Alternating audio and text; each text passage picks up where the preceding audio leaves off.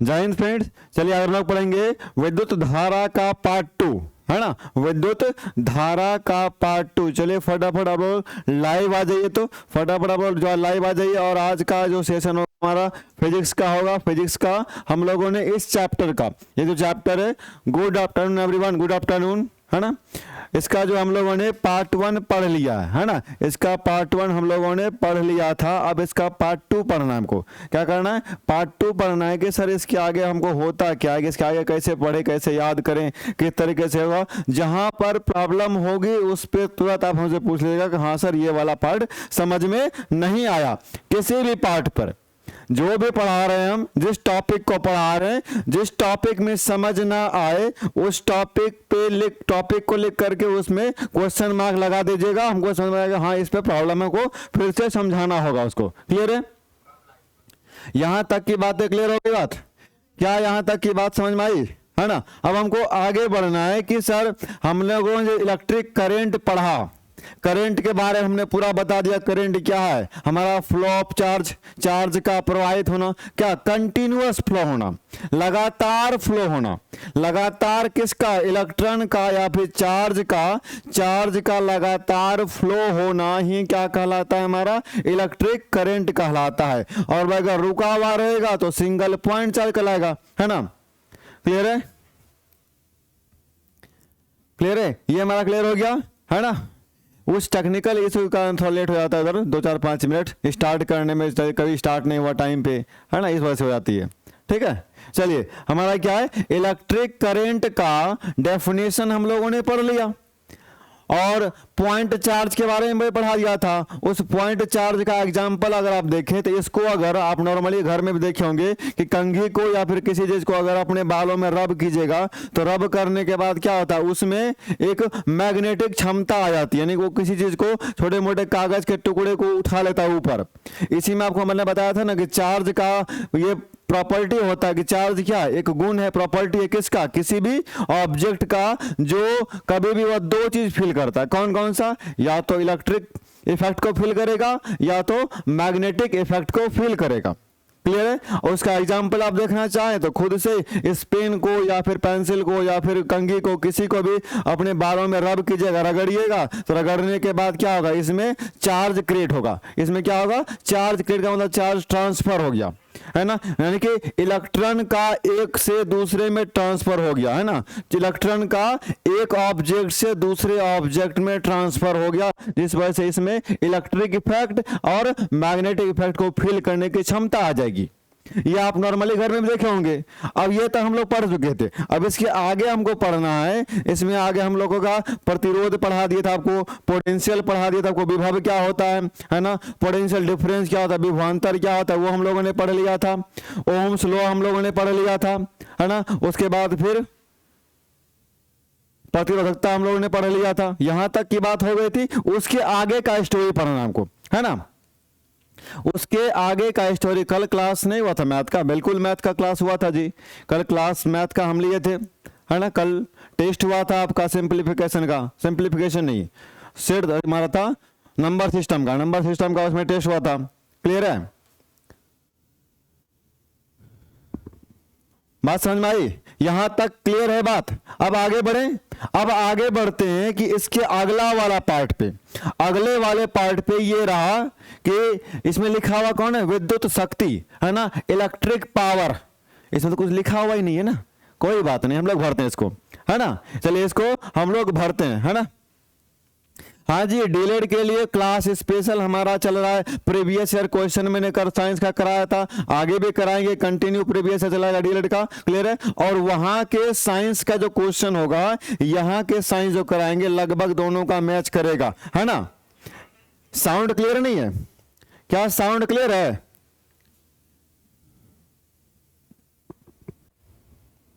हाँ जी, ऐप पे हुआ था, एप्लीकेशन पे मैथ हुआ था, है ना। यहां तक ये क्लास क्लियर है? यहां तक आवाज क्लियर नहीं आ रहा क्या? क्या मैं आवाज क्लियर है ना? चलिए आगे आते हैं, ये इलेक्ट्रिक पावर दिया हुआ है, इलेक्ट्रिक पावर यानी विद्युत शक्ति, विद्युत शक्ति के बारे में। हाँ जी, अंजलि, अर्चना, रजनीश, जाकिया, है ना, मोना, भारती, शिवानी, मौसम, राजू, रिजवाना, सन्नी, सुषमा, आजाद बाबू, ऋतिक कुमार, हाँ जी हम ठीक हैं, है ना, नीतू सिंह, मोना भारती, रेजा भाई। चलिए अब इसके आगे पढ़ें, इसके आगे का क्लियर करें। हाँ जी, सबका कमेंट हमको दिख रहा है, कमेंट सबका दिख रहा है ना, सब होगा, इंग्लिश भी होगा, है ना, सब होगी, सबकी क्लास चलेगी, उसकी चिंता बिल्कुल ना करें, है ना। क्लास अभी जस्ट शुरू हुआ है, ठीक। और आज की जो क्लास होगी, ये मैथ की क्लास आज की कैंसिल है, आज की मैथ की क्लास भी कैंसिल होगी, और आज यूट्यूब पे भी हम क्लास नहीं लेंगे, है ना, ये आज की क्लास दोनों नहीं होगा, है ना। हाँ जी दिलकुश कुमार, आपका भी नाम ले लिया, चलिए ठीक, आगे बढ़े। अब यहां आते हैं, इलेक्ट्रिक पावर होता क्या है, इलेक्ट्रिक पावर क्या होता है, फटाफट आप लोग बताइए तो, इलेक्ट्रिक पावर क्या होता है ना।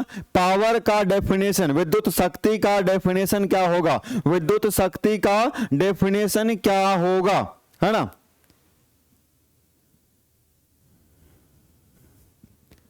ठीक है, फटाफट इसको बताइए तो, ये वाला का क्या हो जाएगा हमारा, इलेक्ट्रिक पावर के बारे में आप लोग क्या जानते हैं, क्या इलेक्ट्रिक पावर होता क्या है ना, इलेक्ट्रिक पावर क्या होता है, फटाफट कमेंट में बताइए। हो गया, इंट्रोडक्शन हो गए, अब इंट्रोडक्शन के बाद आते हैं पढ़ाई पे आ जाए, है ना, क्लियर है, क्योंकि आप लोग के पास टाइम लिमिटेड है, लिमिटेड टाइम पे सिलेबस पूरा कवर करना होगा आपको, है ना। हाँ जी 4:45 में कल क्लास चली थी, मैथ का क्लास हो गया था 4:45 में। चलिए ये हमारा क्वेश्चन, इसको बताइए तो, ये हमारा इलेक्ट्रिक पावर क्या होता है, इलेक्ट्रिक पावर होता है क्या, इसको फटाफट बताइए तो, इसमें क्या होती है, इलेक्ट्रिक पावर क्या होता है ना, इलेक्ट्रिक पावर किसे कहेंगे, फटाफट कमेंट में बताइए, कमेंट में आप लोग इसको बताइए कि इलेक्ट्रिक पावर क्या होता है, व्हाट इज इलेक्ट्रिक पावर, विद्युत शक्ति किसे कहते हैं, शक्ति किसे कहते हैं। अभी तक शायद शक्ति का, विद्युत शक्ति का हम लोगों ने कई बार इसका ऐसा यूनिट पढ़ लिया है कि इसका ऐसा यूनिट क्या होता है, वाट होता है, ऐसा यूनिट क्या होता है, वाट होता है, इसके बारे में हम लोगों ने पूरा कई बार पढ़ लिया। अब हमको ये बताना है कि सर शक्ति का तो ऐसा यूनिट वाट होता है, मान लिए, है ना, बस ये बताइए कि इलेक्ट्रिक आखिर हमारा विद्युत शक्ति होता क्या है, कहते किसे हैं, है ना, क्लियर बताए फटाफट तो। पीडीएफ इसलिए नहीं मिला क्योंकि ये भी कंप्लीट नहीं हुआ है, ये वाला भी कंप्लीट नहीं हुआ है ना, ये कंप्लीट होगा आपको पीडीएफ मिल जाएगा।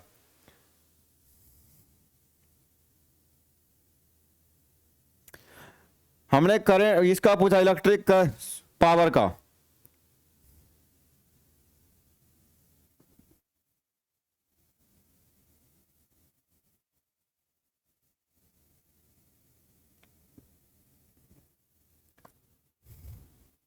देखिए क्या है, अगर कोई सर्किट होगा, सर्किट यानी क्या होगा, परिपथ, क्या होता है, कोई परिपथ, कोई सर्किट, सर्किट हमारा देखे होंगे ना, सर्किट का फोटो इस तरह बनता है, हमारा इधर सेल लगा होगा, एगो प्लस, बड़ा वाला प्लस, छोटा माइनस, फिर बड़ा प्लस, छोटा माइनस, इस तरह से लगा होता है, क्लियर है। यहां से फिर इधर जोड़ दिया, फिर इधर जोड़ देगा, फिर यहां से आगे आएगी, और साइड में एक जोड़ते हैं, स्विच लगा देते हैं हम, यहाँ पे एक स्विच लगा दिए, इसको स्विच पढ़ते हैं हम लोग, फिर आगे आएगा, फिर यहाँ पे आकर के एक बल्ब लगा दिए, बल्ब को एम से दिखाते हैं हम लोगों ने, है ना, इस तरह का लगा दिए, बल्ब लगा दिए, और ये जो हमारा यहाँ पे कनेक्ट हो गया, ये क्या हो गया, इलेक्ट्रिक सर्किट बन गया। इस सर्किट में इकाई समय में जितना ऊर्जा खपत करता, जितना ऊर्जा वह खपत करता है, जितना ऊर्जा वह क्या करता है, यूज करता है ना, इस परिपथ में एक इकाई समय में, यानी कि यूनिट टाइम पे किया गया जितना ऊर्जा जो यूज किया होगा, वह उसका उस परिपथ का क्या कहलाएगा, पावर कहलाएगा, कि इस परिपथ का इतना पावर है कि वह 1 सेकेंड में, 1 मिनट में, 1 घंटा में, है ना, 1 दिन में, 1 साल में, इतना जो हमारा इलेक्ट्रिक करंट को, इतने एनर्जी को वह कंज्यूम करता है, इतना एनर्जी को वह क्या करता है, यूज करता है, तो उस यूज किए हुए एनर्जी को क्या कहते हैं तो लोग इलेक्ट्रिक पावर कहते हैं, कि इस परिपथ का, इस इलेक्ट्रिक सर्किट का यह कहलाएगा क्या, विद्युत शक्ति कहलाएगा, क्या कहलाएगा, विद्युत शक्ति क्या कहलाएगा, rate of which electric energy transferred by electric current. Very good, चलिए ना शिवानी कुमारी, है ना, क्लियर है। यहां हमारा क्या हो गया कि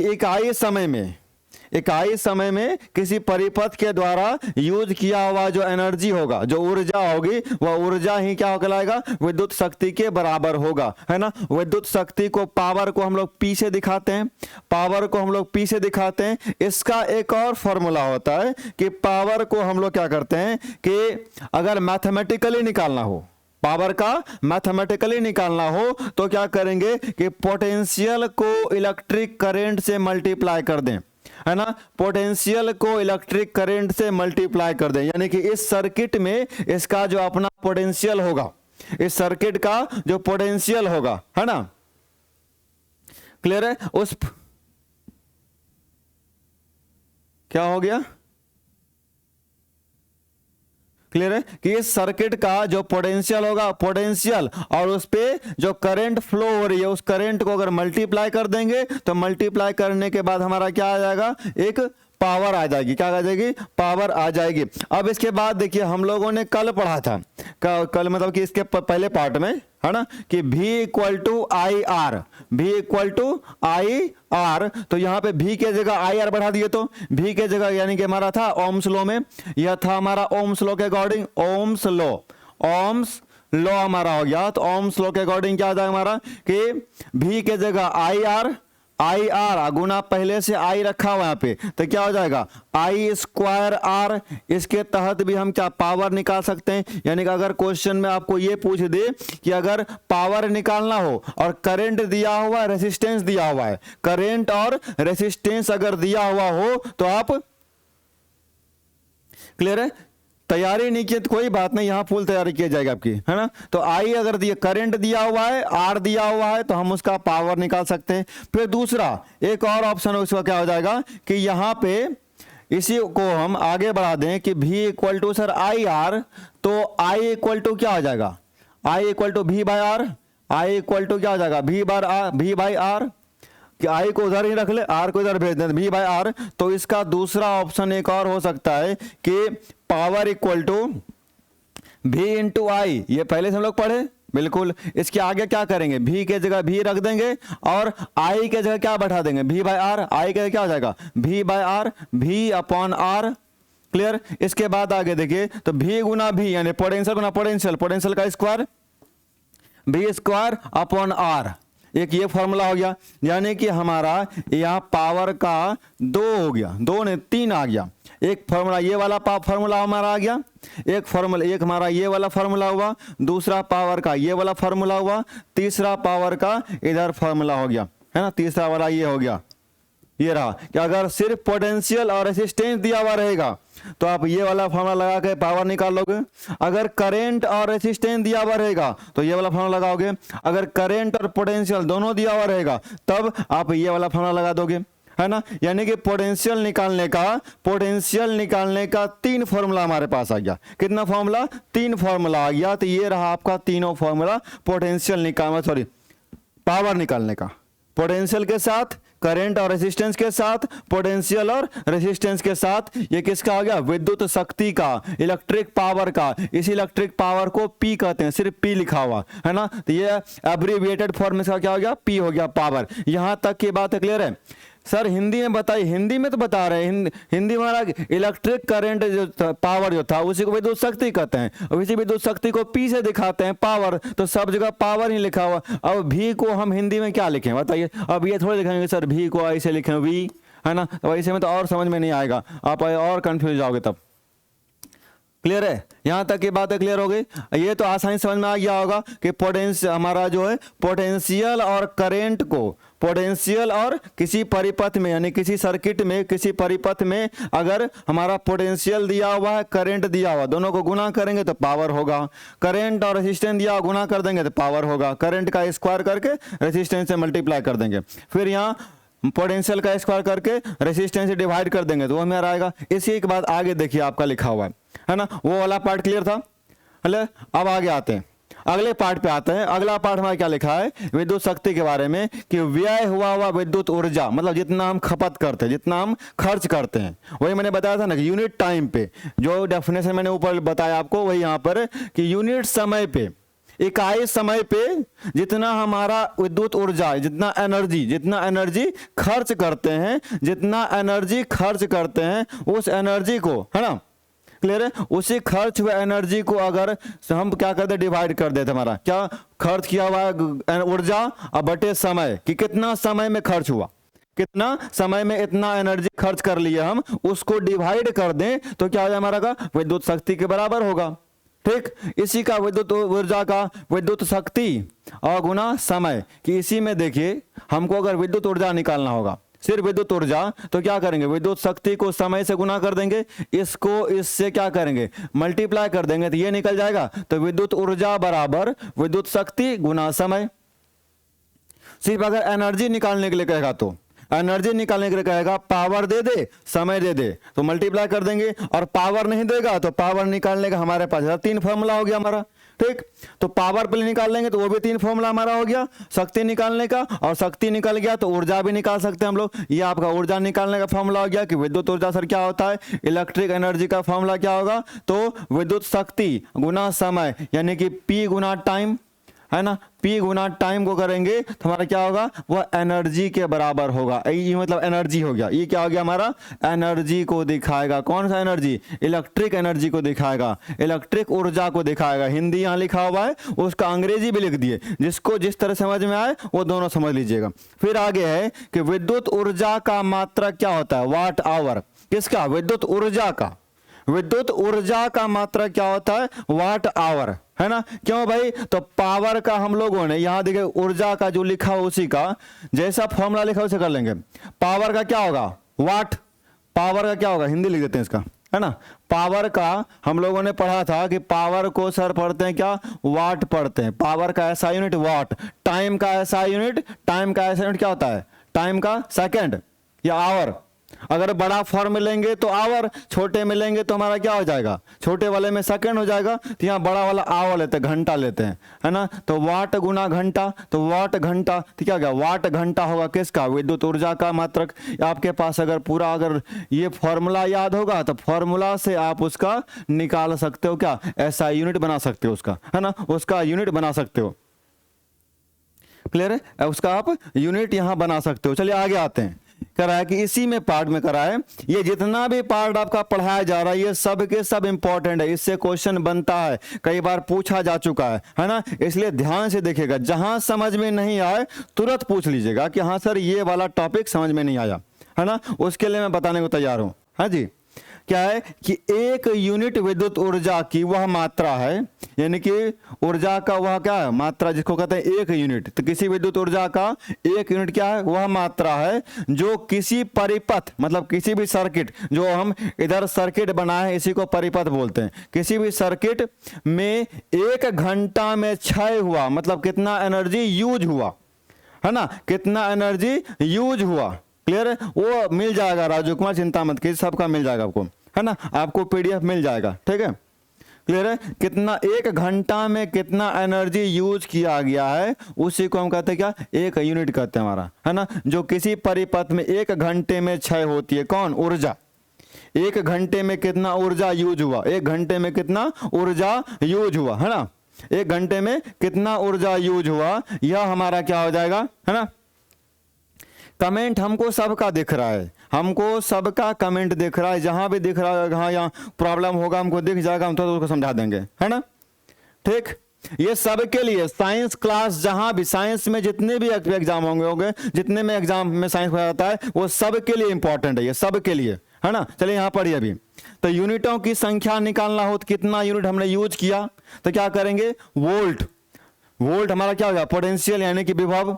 विभव का ऐसा यूनिट क्या होता है, वोल्ट होता है। विभवांतर का ऐसा यूनिट क्या होता है, वोल्ट होता है। तो वोल्ट गुना एम्पियर, एम्पियर मतलब क्या हो गया, वोल्ट को क्या बोलते हैं, विभव।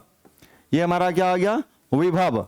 और एम्पियर मतलब क्या हो गया, धारा, करंट। एम्पियर को क्या बोलते हैं, धारा हमारा, क्योंकि धारा को एम्पियर में मापते हैं लोग। फिर घंटा, घंटा यानी क्या हो गया, समय। ये क्या हुआ, समय की कितना समय, कितना घंटा दिया हुआ है। और नीचे हमारा क्या करेंगे, वाट के हमारा क्या है, पावर है, शक्ति है। वाट हमारा क्या वाला हो गया, ये शक्ति, और गुना क्या हो गया, टाइम, फिर समय। अगर इस सब को लगा करके निकाल देंगे तो हमारा क्या निकल जाएगा, एक यूनिट, यूनिटों की संख्या निकल जाएगी, कितना यूनिट हमारा किया गया। यहाँ देखिए घंटा और घंटा कट जाएगा, है ना, तो हमारा बचा क्या, क्लियर है। आप उसको वहां कटा के निकाल सकते हैं, या नहीं तो फिर सीधा कर सकते हैं कि वाट गुना घंटा, इसको 1000 से डिवाइड कर देंगे तो ये भी हमारा क्या होगा, यूनिटों की संख्या हो जाएगी, है ना। अगर आपका घंटा घंटा सेम होगा तो कटा सकते हो, अगर डिफरेंट हुआ तो इसको नहीं कटा सकता, अभी जैसा का तैसा रह जाएगा। और दूसरा वाले को एग्जांपल, हमारा फॉर्मूला क्या हो गया कि जो वाट है घंटा है, यानी कि विद्युत ऊर्जा का जो फॉर्मूला है वाट और घंटा, वाट और घंटा ऊर्जा का फॉर्मूला, उसको गुना करके 1000 से डिवाइड कर देंगे तो भी हमारा क्या निकल जाएगा, यूनिटों की संख्या, कि हमने कितना यूनिट यूज किया है, हमने अपने घर पे कितना यूनिट यूज किया है, वो लिखा हुआ है। आगे आते हैं, ये वाला पार्ट, क्या इलेक्ट्रिक पावर समझ में आई बात, इलेक्ट्रिक पावर समझ में आया। और आपको मैंने कल बताया था ना एक क्वेश्चन में कि 1 हॉर्स पावर, एक अश्व शक्ति कितने वॉट के बराबर होता है, एक अश्व शक्ति हमारा कितना होता है, 746 वाट के बराबर होता है, 746 वाट के बराबर होता है। इसको भी आप याद रखिए, कभी कभी ये भी क्वेश्चन में पूछता है ना, 1 HP equal to how many watt, या फिर हमारा इस तरह पूछ देगा 746 वाट कितने हॉर्स पावर के, किसने अश्व शक्ति के बराबर होगा, कितने अश्व शक्ति के बराबर होगा। तो ये वाला पार्ट भी आप याद रखोगे वहां पे, है ना। यहां तक अगर समझ में, अगर ये वाला टॉपिक क्लियर हो गया होगा तो लाइक प्रेस कर दे एक बार कि हाँ सर, लाइक प्रेस कर दिए कि हाँ यहां तक क्लियर है, यहां तक ये बातें समझ, very good. Zakia, Sanjana, Sushma, very good, है ना। Vinod Kumar, Neema Kumari, clear, Nazia, very good very good. चलिए अब आते हैं आगे, अगले पॉइंट में। यहां तक अगर बात क्लियर हो गया हो तो एक बार लाइक प्रेस कर दिए, हाँ सर यहां तक क्लियर है, हाँ कि हाँ सर यहां तक की बातें क्लियर है, ये वाला पार्ट पूरा हो गया, है ना। पावर क्लियर हो गई, पावर क्लियर हो गया। पावर का तीनों फॉर्मूला मैंने यहां बता दिया, तीनों फॉर्मूला में कोई फॉर्मूला यूज कर सकते हैं आप, ठीक। अब आते हैं अगले पॉइंट पे। हमारा अगला पार्ट कौन सा भाई, ये रहा विद्युत जनरेटर, जनित्र इसको कहते हैं हम लोग, जनरेटर। जो घर में जनरेटर, वो देखे होगा ना, किसी फंक्शन में शादी में होता है तो फिर जनरेटर उठा के लाते हैं। आजकल तो जो साउंडलेस जनरेटर आ गया है ना। किसको बताएंगे एक बार, किसको बताएंगे, कौन से पार्ट में, है ना, किसको समझाएं, ये तो बताइए, समझा दिए, किसको समझाएं। जिस पार्ट को समझना, मैंने कहा ना, जिस पार्ट में प्रॉब्लम हो उस क्वेश्चन को लिखिए, उसमें क्वेश्चन मार्क लगा दीजिए, उसको लिख करके क्वेश्चन मार्क लगा दीजिए, हमको समझ में आएगा हाँ सर ये इसमें प्रॉब्लम है ना, ठीक। हमारा दूसरा पढ़ते हैं क्या, विद्युत जनरेटर। तो जनरेटर हमारा क्या होता है, ये तो सिंपल ही आप लोगों ने देखा ही होगा, है ना। घरों में लोकली किसी के फंक्शन में गाँव में होता है तो उसको यूज करते हैं ना, ठीक।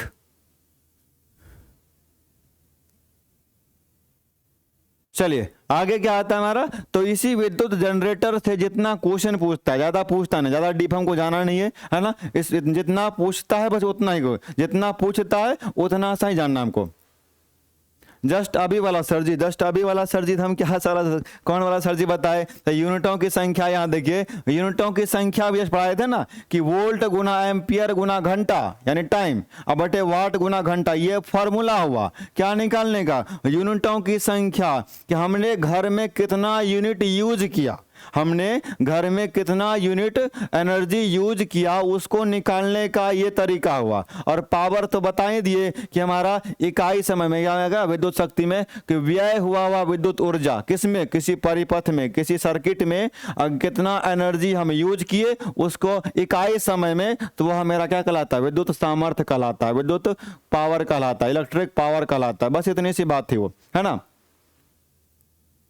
हाँ जी, सबका नाम लेते हैं ना। चलिए आगे आते हैं, अब इसको पढ़ते हैं कि विद्युत जनित्र, विद्युत धारा अथवा बिजली उत्पन्न करने का क्या एक मशीन है, एक उपकरण मतलब डिवाइस है, एक क्या हमारा डिवाइस है, एक डिवाइस है जिसमें होता क्या है, जिसमें करना क्या होता है भाई, इसमें काम कौन सा होता है, यानी क्या है, विद्युत जनित्र यांत्रिक ऊर्जा को, यांत्रिक यानी कि मैकेनिकल एनर्जी को क्या करता है, या मैकेनिकल एनर्जी को इलेक्ट्रिकल एनर्जी यानी विद्युत ऊर्जा में क्या करता है, कन्वर्ट करता है। हाँ जी तब्बू जी समझ गया, आपका नाम ले लिया है ना, ठीक। है ना। यहां क्या हमारा आ गया कि यांत्रिक ऊर्जा को, यांत्रिक ऊर्जा क्या बोलते हैं हम लोग, मैकेनिकल एनर्जी, है ना, मैकेनिकल एनर्जी,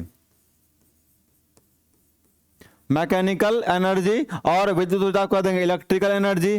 कि अगर हमारा ये जो जनरेटर है इसका काम क्या है, जनरेटर का काम क्या है कि मैकेनिकल एनर्जी को किस में करता है, या इलेक्ट्रिकल एनर्जी में कन्वर्ट करता है। हाँ जी Rajiv Kumar, very good very good. क्या है, मैकेनिकल एनर्जी को या ट्रांसफर कन्वर्ट करता है, बदलता है किस में, इलेक्ट्रिकल एनर्जी में। कौन भाई, तो ये विद्युत जनित्र जिसको बोलते हैं इलेक्ट्रिक जनरेटर, इलेक्ट्रिक जनरेटर को शॉर्ट में देते हैं हम लोग ईजी, है ना, ईजी, इलेक्ट्रिक जनरेटर। तो इलेक्ट्रिक जनरेटर जो है हमारा, उसका काम क्या है, यांत्रिक ऊर्जा को विद्युत ऊर्जा में कन्वर्ट करना, विद्युत ऊर्जा को यांत्रिक में नहीं, यांत्रिक को विद्युत में कन्वर्ट करना, है ना। हाँ जी ऋतिक कुमार सिंघानिया, समझ लिया, आपके नाम भी पढ़े थे मैंने पहले भी, क्लियर है।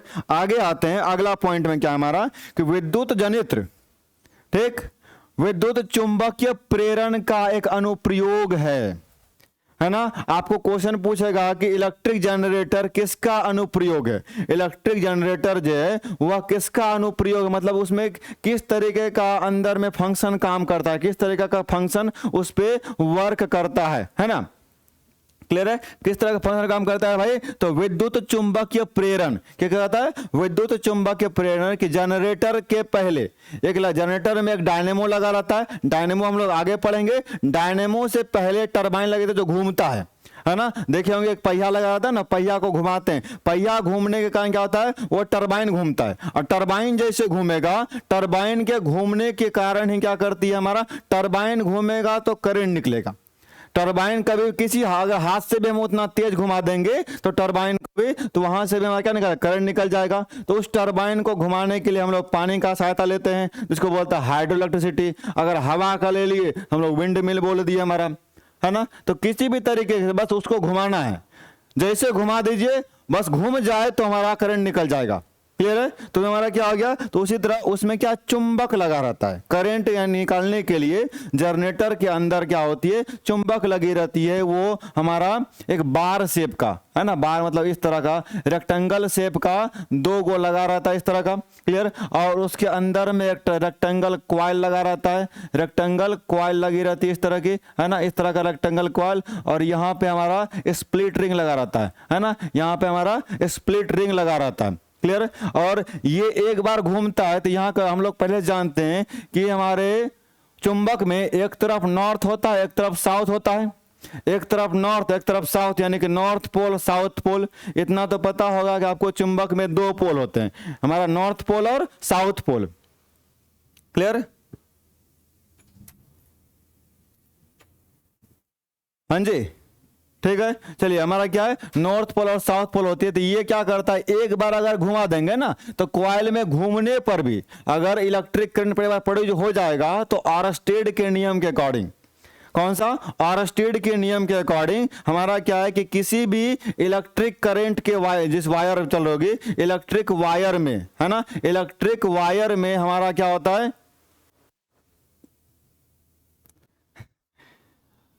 चलिए नाम सबका ले रहे हैं, आप सबका नाम लेके पढ़ाएं, बताइए, पढ़ लीजिए ना, नाम बाद में ले लेंगे, है ना। अंचला किशोरी, चिंता मत कीजिए, आतंकवादी नहीं आप, है ना, ठीक। चलिए इसमें आते हैं, हमारा क्या होगा, तो अब नाम लेके पढ़ाएं, बताइए। तो इधर नाम नहीं चक्कर में इधर भूल जाते हैं क्या पढ़ाना होता है हमको, ठीक है। चलिए तो ये क्या होगा, ये एक बार घूम जाएगा। तो ऑरस्टेड ने कहा था कि अगर करंट हमारा किसी वायर में फ्लो हो रहा हो तो उस वायर के चारों तरफ क्या होती है, एक मैग्नेटिक इफेक्ट क्रिएट होता है, मैग्नेटिक पावर क्रिएट होती है, मैग्नेटिक फील्ड क्रिएट होता है, क्लियर ना। तो मैग्नेटिक फील्ड क्रिएट होती है, तो उसको लेकर क्या होगा, जैसे बार घूमा तो नॉर्थ चाहेगा कि हम साउथ को अपनी ओर खींच ले, साउथ चाहेगा कि नॉर्थ को अपनी ओर खींच ले हम, क्यों, क्योंकि कभी भी सिमिलर पोल जो है एक दूसरे से चिपकेगा नहीं, और डिसिमिलर पोल जो है वो एक दूसरे को चिपकाने की कोशिश करता है। तो ये जिस वजह से क्या होता है, इन दोनों के चक्कर में ये बेचारा घूमते रहता है कि हम किधर जाएं, नॉर्थ की तरफ जाएं कि साउथ की तरफ जाएं। तो ये लगातार क्या होगा, घूमते रह जाएगा। तो लगातार घूमने से फायदा हमको होता है। तो मैंने बताया ना, कभी भी 2 की लड़ाई होगी तो फायदा तीसरे को होगा। यहां बेचारा लड़ रहा था ये दोनों, है ना, बीच में पिसा गया ये हमारा आर्मेचर, क्या कहते हैं इसको, आर्मेचर, जिसको कॉइल का बना होता है, और इसके घूमने से ही, हाँ जी, मैग्नेटिक फील्ड, क्लियर है। तो ये हमारा क्या, घूमने से ही हमारा इलेक्ट्रिक करंट प्रोड्यूस हो गया।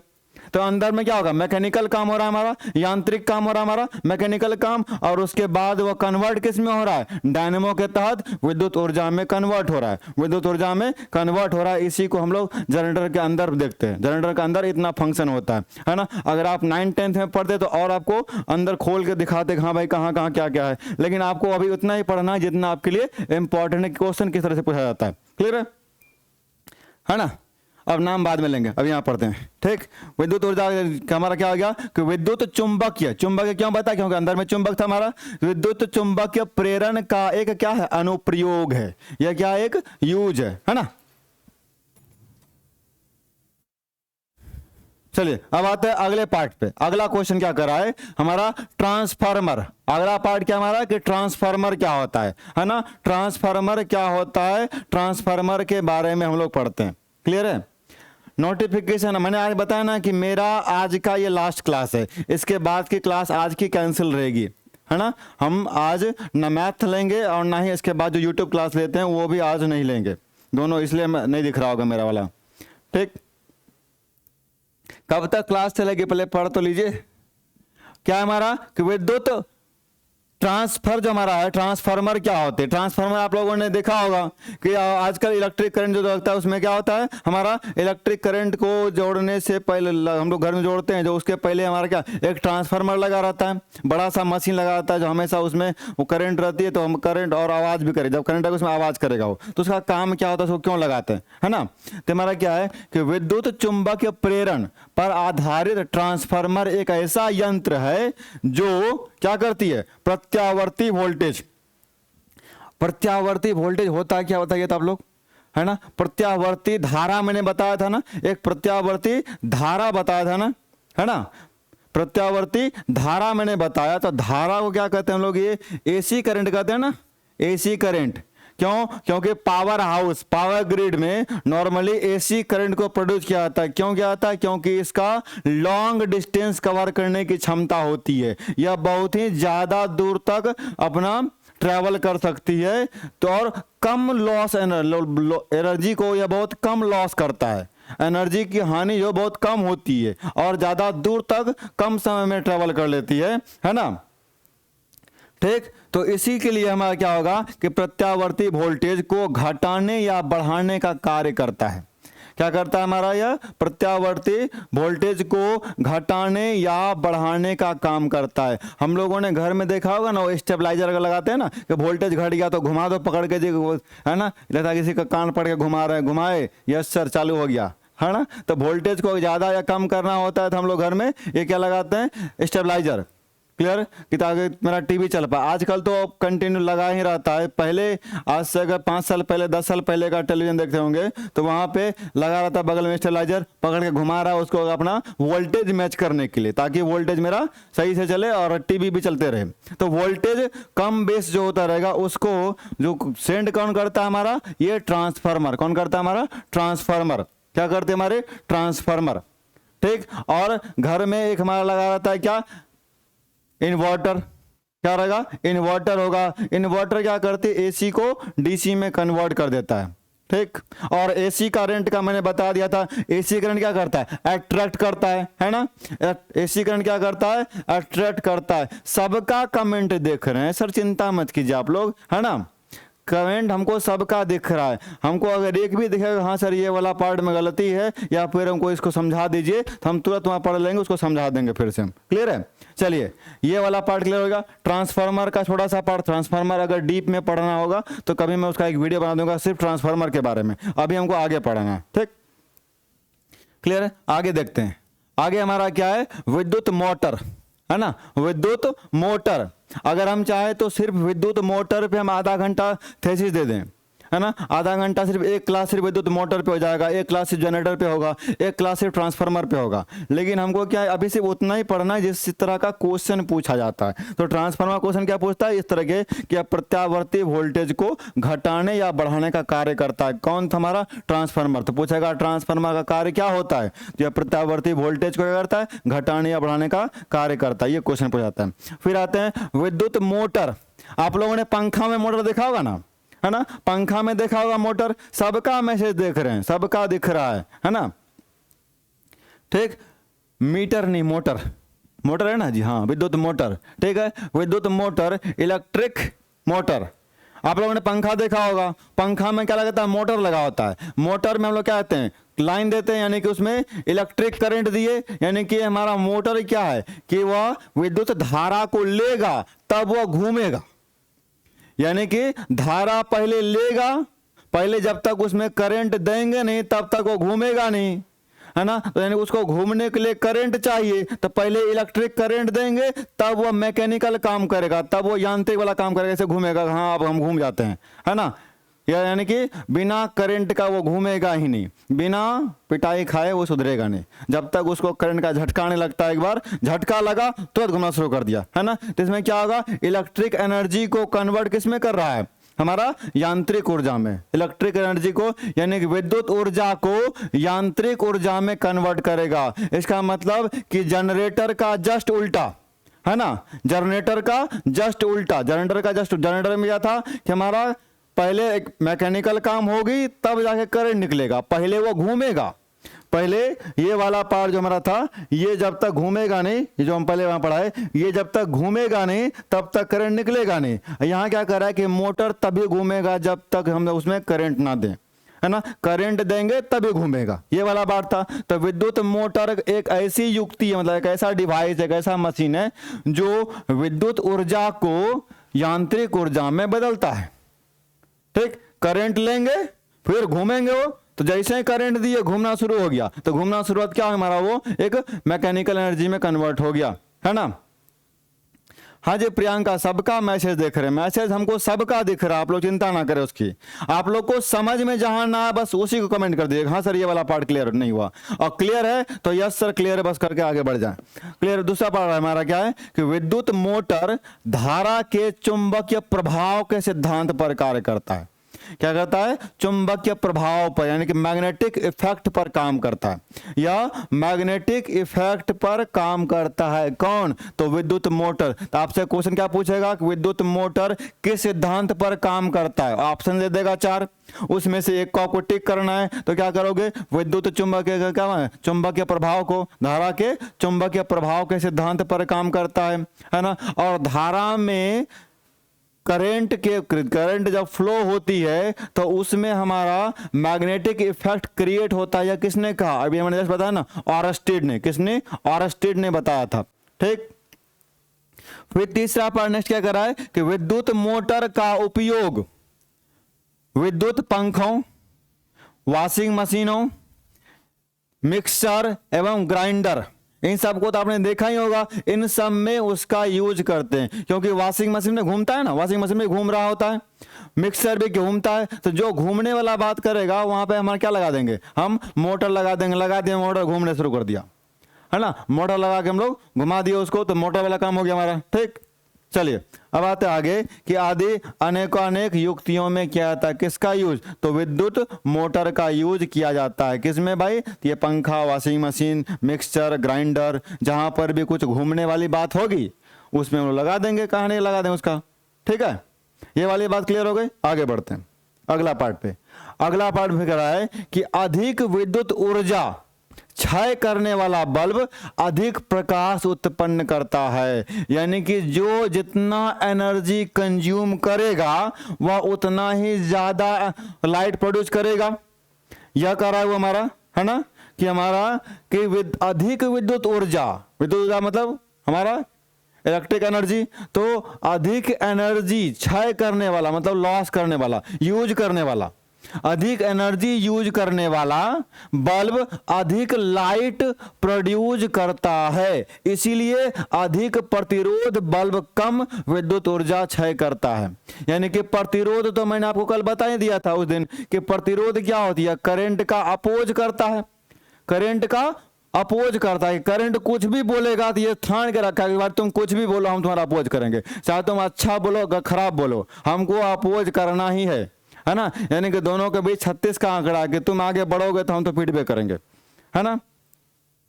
क्लियर है। इस वाले को देख के मैं कहा कि अधिक विद्युत ऊर्जा यूज करने वाला बल्ब, जैसे 100 वाट का बल्ब आपने देखा होगा, तो 100 वाट का बल्ब 100 वाट एनर्जी को यूज कर रहा है, उतना विद्युत पावर उसका, उतना एनर्जी यूज करेगा तो ज़्यादा लाइट प्रोड्यूस करेगा। ठीक, तो जो जितना लाइट गेन करेगा, जितना हमारा क्या करेगा, वह विद्युत ऊर्जा को गेन करेगा, उतना ही अधिक लाइट प्रोड्यूस करेगा। और करंट का अपोज कौन करता है? प्रतिरोध करता है। करंट का अपोज कौन करता है? हमारा प्रतिरोध करता है ना। क्वाइल होता है, वो भी क्वाइल का ही बना होता है, वो भी हमारा हर जगह क्वाइल ही लगी रहेगी, है ना। आर्मेचर जब भी होगा तो हमारा क्वाइल बना रहेगा, है ना। इस बात को ध्यान से पढ़िए। इसमें क्या कर रहा है कि फिर से समझा रहे हैं आपको कि अधिक विद्युत ऊर्जा क्षय करने वाला बल्ब अधिक प्रकाश उत्पन्न करता है।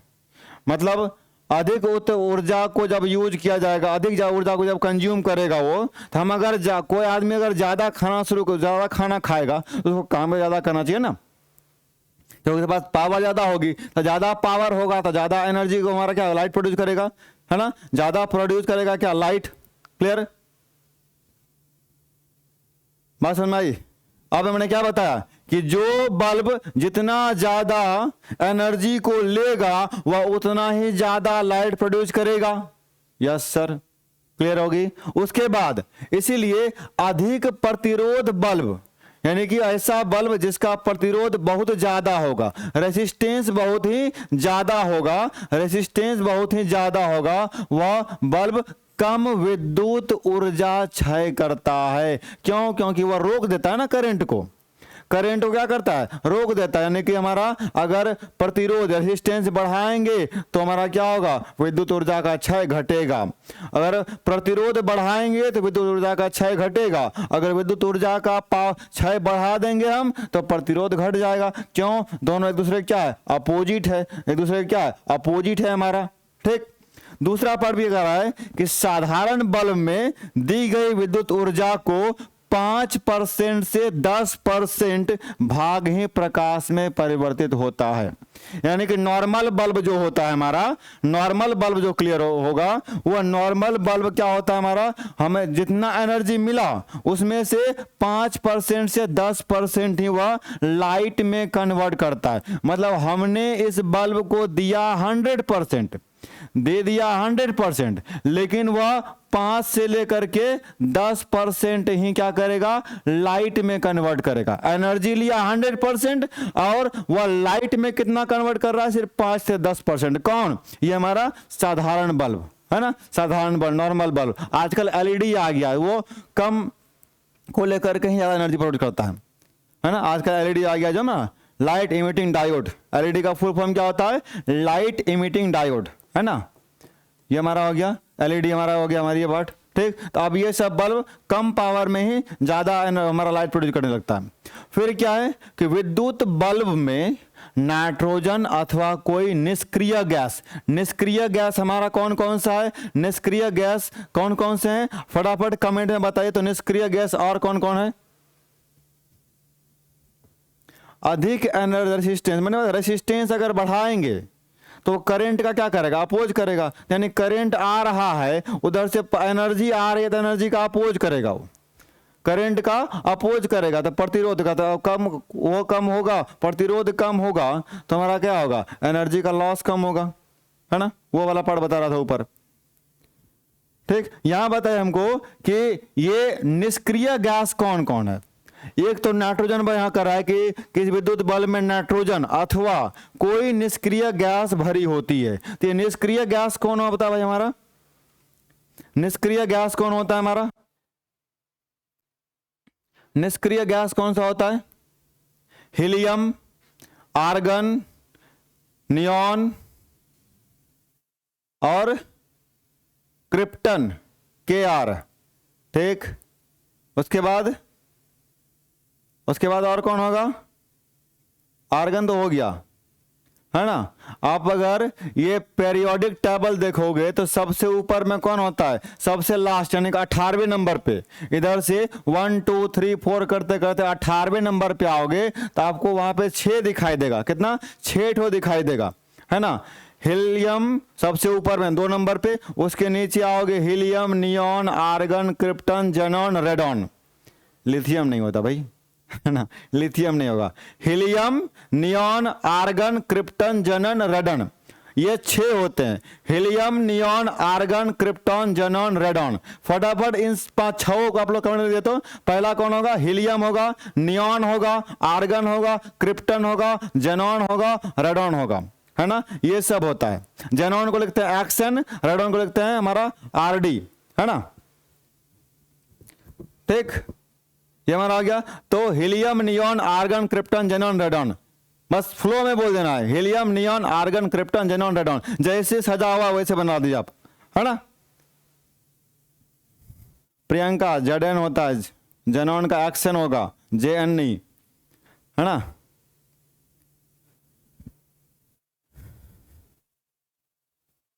क्लियर, चलिए आगे बढ़ते हैं, है ना।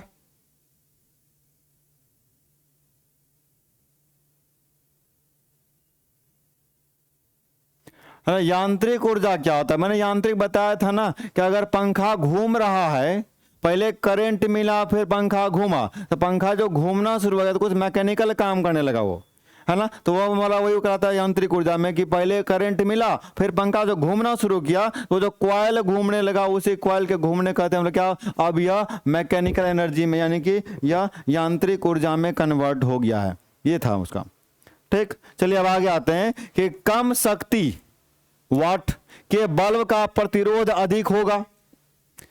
कम शक्ति वाला जो बल्ब होगा उसका प्रतिरोध ज्यादा होगा। क्यों? क्योंकि वो प्रतिरोध ज्यादा है तो करंट को रोकेगा ना। वो प्रतिरोध ज्यादा है तो उस बल्ब को यानी उस वायर को उस जिस मशीन में लगा हुआ है उस मशीन को कहेगा भाई कि आप रुक जाओ, हम आपको आगे जाने देंगे। जबरदस्ती जा रहा है कोई तो जितना जाएगा उतने ना करेगा वो। तो हमारा क्या है? कम शक्ति वाला कि बल्ब का प्रतिरोध अधिक होता है। क्यों? प्रतिरोध ज्यादा है इसलिए अपोजिंग पावर ज्यादा है, इसलिए बेचारा ये कम हो गया कि जितना आ रहा है सबको रोक ही देता है, रुक जाओ इधर मत आना। ठीक, दूसरा हमारा क्या कर रहा है कि जब विद्युत ऊर्जा गति में परिवर्तित होती है तो उष्मा की कोई हानि नहीं होती। ये वाला भी आपको डायरेक्ट क्वेश्चन पूछता है ना। इस वाले का फिर से रिपीट कर दे। रिपीट मैंने क्या बताया? Helium, neon, argon, krypton, xenon, radon, इतना सा पार्ट था। ठीक, क्या था? जब विद्युत ऊर्जा को यानी इलेक्ट्रिक एनर्जी को हम मोशन में परिवर्तित करते हैं यानी कि अब वो चलने लगता है, गति में परिवर्तित होती है तो उसमें उष्मा की कोई भी हानि नहीं होती है। उसमें उष्मा की कोई हानि नहीं होती है यानी ऊर्जा का उसमें कोई लॉस नहीं होता है ना। हाँ जी, रूबिक सानवी बिल्कुल सही। गतिज ऊर्जा प्लस यानी kinetic energy plus potential energy equal to mechanical energy, उसी को बोलते हैं गतिज ऊर्जा प्लस स्थितिज ऊर्जा इक्वल टू यांत्रिक ऊर्जा। बिल्कुल सही है ना। चलिए अब आगे आते हैं इसका पार्ट, अगला पार्ट पे।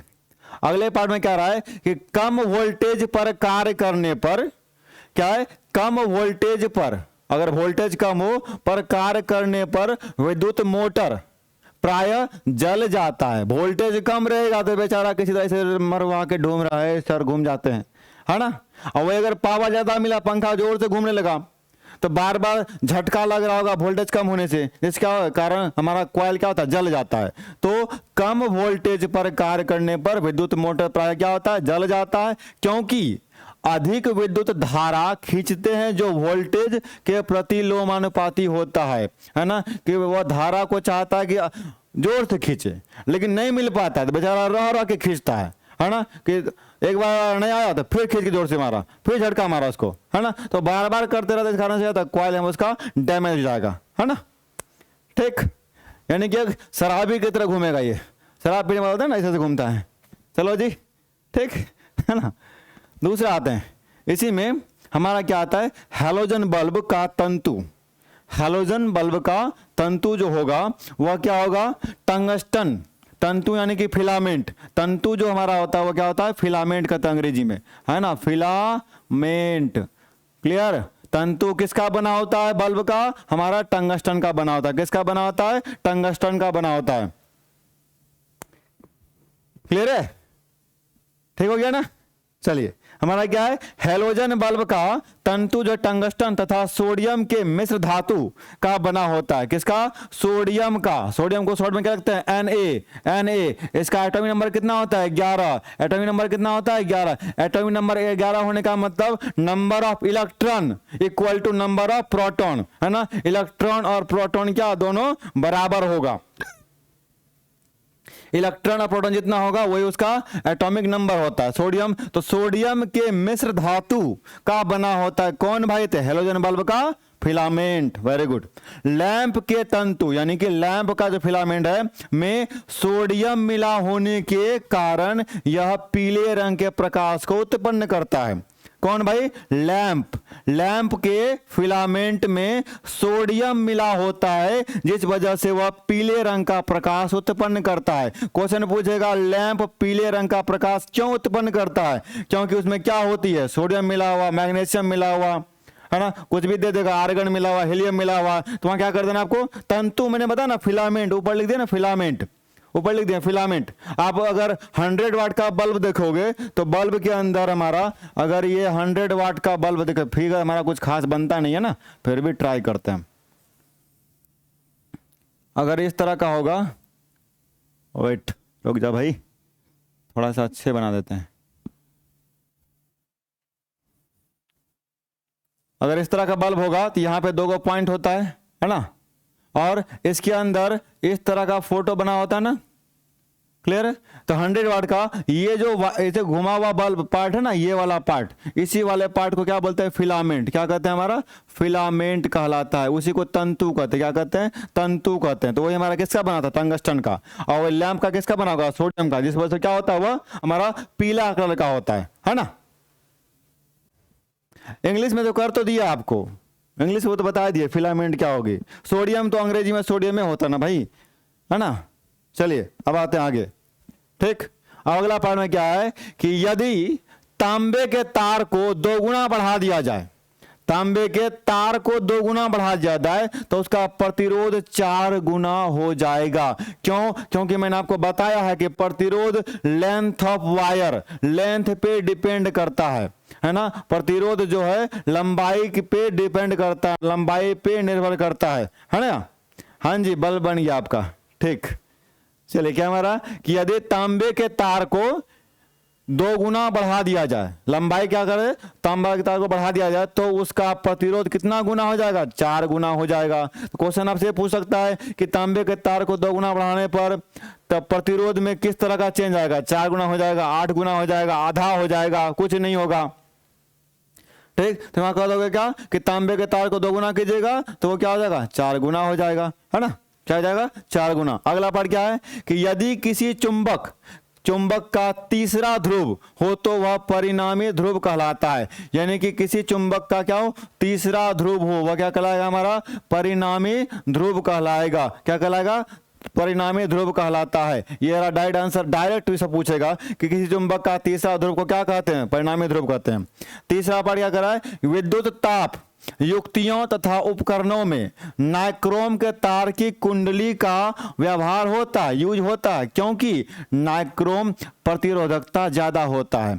अब जैसे हमको हीटिंग इफेक्ट ऑफ करंट पढ़ना होगा, हीटिंग इफेक्ट ऑफ करंट, किसको? Heating effect of current, current के उष्मा का, यानी कि हमारा हीट को दिखाना होगा तो, है ना, हीट को दिखाना होगा तो नाइक्रोम का वायर हम यूज करते हैं, नाइक्रोम यूज करते हैं। नाइक्रोम क्यों? क्योंकि इसका रेसिस्टेंस बहुत ही हाई होता है, यानी करंट को बहुत ज्यादा देर तक ये अपने अंदर रोक लेता है। रेसिस्टेंस हाई होगा तो यह करंट ज्यादा देर रोकेगा, तो ज्यादा रोकने में फायदा हम लोग उठा लेते हैं कि बेटा तू रोक के रखो, हम क्या करेंगे उसका हम आयरन में यूज करेंगे, है ना, पानी गर्म करने में यूज करेंगे, ठीक, गीजर में यूज करेंगे, तो हमारा ये वाला सब काम करने शुरू कर देता है। हीटर में यूज करेंगे हम लोग, है ना। बात समझ में आई? ठीक है। तो हमारा क्या हो गया कि विद्युत ताप, टेम्परेचर वाला युक्तियों तथा उपकरणों में नाइक्रोम यूज करते हैं। तो क्यों यूज करते हैं? क्योंकि इसका प्रतिरोधकता बहुत ही ज्यादा होता है। एग्जाम्पल में ये हीटर, गीजर, है ना, आयरन, ये सब लिख दोगे, आंसर हो जाएगा, ठीक, मतलब करंट में हीटिंग इफेक्ट भी होता है, करंट में हमारा क्या होता है, टेम्परेचर घटने बढ़ने का भी पावर होती है, पानी गर्म करने का भी क्षमता होता है उसमें। ये वाला पार्ट कर रहा था। आगे आते हैं, अगला क्या कर रहा है, माइक्रोफोन। क्या कहता है, माइक्रोफोन, माइक्रोफोन, है ना। जहां समझ में ना आए फटक से आप क्वेश्चन लिखो और उसमें क्वेश्चन मार्क लगा दो, समझा देंगे फिर उसको। यह माइक्रोफोन क्या होता है, यह ध्वनि ऊर्जा को विद्युत ऊर्जा में बदल देता है, ध्वनि ऊर्जा को यानी साउंड को करंट में कन्वर्ट करता है। कौन, माइक्रोफोन। माइक्रोफोन हमारा क्या करता है, साउंड को करंट में कन्वर्ट करेगा, साउंड को करंट में कन्वर्ट करेगा, है ना, बदल देता है। यह विद्युत चुंबकीय प्रेरण, विद्युत चुंबकीय प्रेरण के सिद्धांत पर कार्य करता है। तो आपसे क्वेश्चन पूछेगा, क्वेश्चन क्या पूछेगा, है ना, क्लियर है। क्वेश्चन क्या पूछेगा आपको कि माइक्रोफोन किसके सिद्धांत पर काम करता है, माइक्रोफोन तो चुंबकीय प्रेरण के सिद्धांत पर काम करता है, माइक्रोफोन चुंबकीय प्रेरण के सिद्धांत पर काम करता है। प्रतिरोधकता, प्रतिरोधकता मैंने बताया ना कि हमारा ये रेसिस्टिविटी जो होती है, प्रतिरोधकता रेसिस्टिविटी जिसको रो से दिखाते हैं, आपको रो बताए थे ना, ये रो वाला पार्ट इस तरह का जो होता रो, है ना, था हमारा, कल बताए थे, उस दिन बताए थे R equal to rho L by A, L by A, यानी रेसिस्टेंस जो है वह एल पे, लेंथ पे डायरेक्टली डिपेंड करता है, और यहाँ जो है वह एरिया पे ऊपर नीचे है तो इनडायरेक्टली डिपेंड करता है। ये तो पढ़ा दिया था आपको। तो इसी रो को बोलते हैं प्रतिरोधकता, इसी रो को बोलते हैं प्रतिरोधकता। और कल ही मैंने पढ़ा था चालकत्व, है ना, चालकत्व जिसको जी से दिखाते हैं हम लोग, जिसको जी से दिखाते हैं, इसी को पलटा देंगे, 1/रो, 1/रो को बोलते चालकत्व, है ना, ठीक है। तो हमारा क्या होगा, चुंबकीय प्रेरण के सिद्धांत पर कार्य करता है। दूसरा, पारे का प्रतिरोध केल्विन पर शून्य होता है। किसका, पारा, पारा का प्रतिरोध क्या होता है, केल्विन पर शून्य होता है। कह देगा कि पारा का प्रतिरोध किस पे शून्य होता है, तो केल्विन पे। किस पे होता है, तो केल्विन पे होता है ना। हाँ जी, इसका टेस्ट भी ले, टेस्ट भी कल हमारा अगले क्लास जो होगी, इसके बाद जो क्लास होगी फिर साइंस का, उसमें इसका टेस्ट लिया जाएगा, है ना, पूरे का टेस्ट लिया जाएगा, उसको पढ़ के आइएगा आप लोग पूरा। क्लियर है। हाँ जी राजीव कुमार, बिल्कुल सही। रो इक्वल टू क्या हो जाएगा, R A by L, R A बटे एल, ठीक। फिर क्या है, एक आदर्श वोल्ट मीटर, वोल्ट मीटर काम का, वोल्ट मीटर करता क्या है भाई जी, वोल्ट मीटर को क्या होता है, वह वोल्टेज को मापता है। वोल्ट मीटर क्या करता है, पोटेंशियल को मापता है। वोल्ट मीटर क्या करता है, पोटेंशियल को मापता है ना, क्लियर है।